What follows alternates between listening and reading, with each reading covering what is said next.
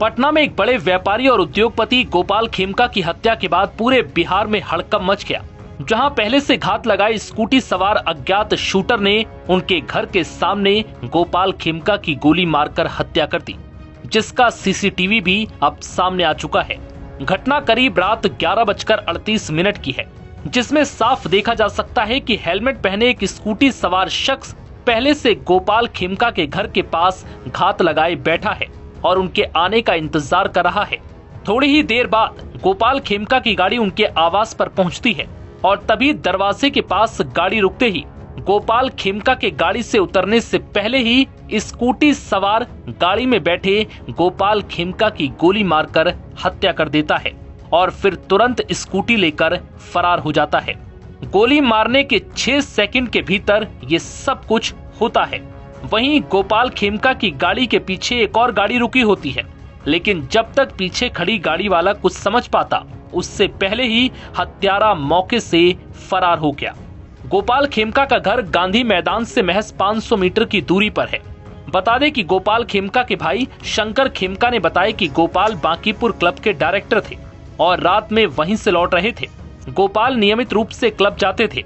झगड़ा या विवाद से इनकार करते हुए शंकर ने कहा कि दुश्मनी जैसी कोई बात होती तो भाई रात को इस तरह नहीं लौटते। शंकर ने कहा कि पुलिस पता लगाए और बताए कि गोपाल को किसने और क्यों मारा। इस घटना के बाद अब बिहार की राजनीति में भी भूचाल आ गया। आरजेडी समेत तमाम विपक्षी पार्टियों ने नीतीश कुमार की गठबंधन वाली सरकार पर कानून व्यवस्था को लेकर सवाल खड़े कर दिए। आरजेडी नेता तेजस्वी यादव ने ट्वीट कर लिखा, थाना से चंद कदम की दूरी पर पटना में बिहार के बड़े व्यापारी की गोली मारकर हत्या। हर महीने बिहार में सैकड़ों व्यापारियों की हत्या हो रही है, लेकिन जंगल राज नहीं कह सकते, क्योंकि इसे ही शास्त्रों में मीडिया प्रबंधन, परसेप्शन मैनेजमेंट और छवि प्रबंधन कहते हैं। इस दौरान आरजेडी नेता मनोज झा, जन स्वराज पार्टी के प्रमुख प्रशांत किशोर और पूर्णिया से सांसद पप्पू यादव ने विरोध प्रदर्शन कर सरकार पर जोरदार हमला बोला। क्या बीत रही होगी उस परिवार पे, खेमका जी के परिवार पे। कल सिवान, फिर देर रात ये घटना होती है। मतलब सरकार नाम की कोई चीज है।